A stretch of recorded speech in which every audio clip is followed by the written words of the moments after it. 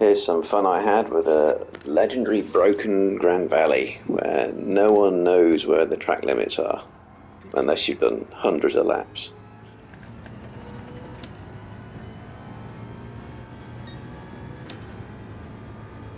What?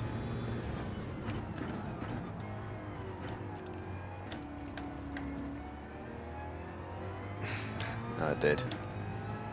What? Where?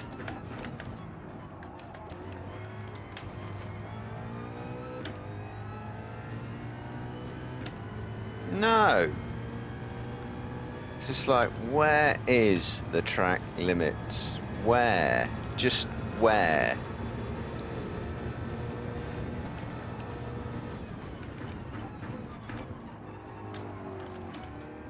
Nah. Right, I've had enough of that. This track is just utterly broken. You need help, need to know where the limits are. So I thought I'd pop along to the FIA website and have a look at the actual sporting regulations. Now, the rather cool thing about the FIA regs is there's no mention of whether these are real tracks or simulated tracks. I found a few interesting things like Appendix O. Check this out. All edges, verges and lateral areas should be level with the edge of the track and all areas behind the curbs filled in and level. Because this is what happens. Launch. Average lap. Car completely airborne. And it's airborne because this ridge is supposed to be level with this grass. And it's not. And more launching, bing, and getting sucked off the track. Going outside of track limits, but no penalty. Come in here, another launch. Standard stuff on that curb.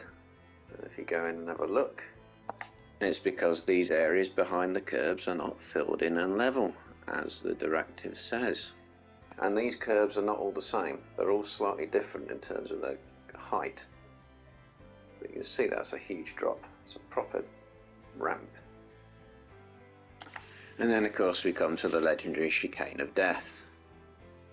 Well, all cars coming out of the exit of this chicane lose control, and it's any race, any car, pretty much, and they all just get launched, and any standard of drivers, a total lottery because of the curbs. Airborne car, 2 airborne cars actually, and it's because the area behind the curb is not filled in and level as per the regs. And then you got an example of the chaos it causes of the cars around, which the Ferrari goes off, gets stuck on that ridge on the curb, comes back across, goes off the other side because there's a big dip, and then you get a big crash. But what I was really interested in was the Code of Driving Conduct Appendix L regarding track limits. And this is something pretty much we all know.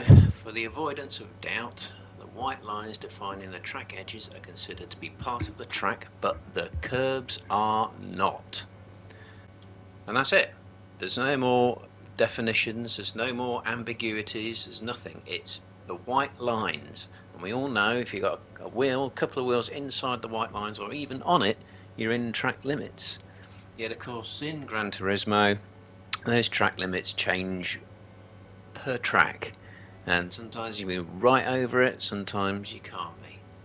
And this is why so many people have a problem with track limits, because so many of us know what track limits are, and the white line defines the track. So if you want FIA compliance, you have to adhere to the FIA regs. There's no alternative. Right, let's have a look at a real track. So track limits are on because you see I've got a penalty and a red lap on top right. So turn 1, run right off the white line, ramp, right off the white line as well. That's legal. You have to do that in order to do a fast lap. Anyone who's fast knows that you have to go over that curb on the entry and the exit in order to put a decent lap time in. And here's the annoying thing. That is track limit, and this is inside real world track limits, and this is inside real world track limits, and those track limits are actually simulated there.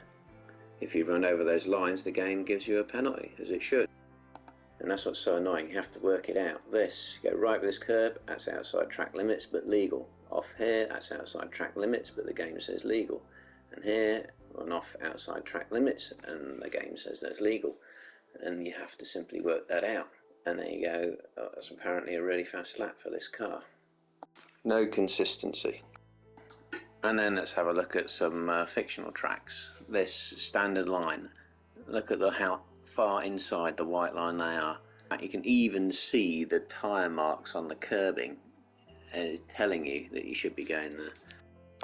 And you can see everyone knows because everyone's doing it. Inside, not quite, inside, inside, inside. But this is a fictional track. It needs to either change track limits or redesign the track. And this is what the job of the FIA is. If they're supposed to be approving tracks, then approve the way these track limits have been applied as well. So that means this problem I've been having with Grand Valley isn't me, it's the game, and they are not compliant with the FIA sporting regulations. So if Gran Turismo want that FIA affiliation and license back, they're going to need to adhere to the FIA regs. But isn't this interesting? If you read this, it meant that the FIA representatives would approve in-game tracks. So given that, for instance, the curbs at many of these tracks, let's pick Dragon Trail Seaside, or any of the Dragon Trails, and that they don't meet their own definition of regulations, does that mean they just didn't approve, didn't look, did a half job? So that in itself needs to be questioned, and of course that's excluding the track limits problems as well. Those would have been in Gran Turismo Sport. So where's that come from? How did they get that? So I think the FIA's own decisions need to be questioned and investigated further as well. So this is why I have written to the FIA, and I want them to investigate, if like appraise, Gran Turismo's tracks, particularly if they want to reapply their license. Or partnership, because what is a partnership if it isn't compliant? So if you ask me, the curbing and the actual track limits policing is not compliant. So what do you think? We have a case. We have a case of making Polyphony actually correct their tracks, correct their track limits, and correct their game and make it fairer and better for online racing. Let me know your thoughts.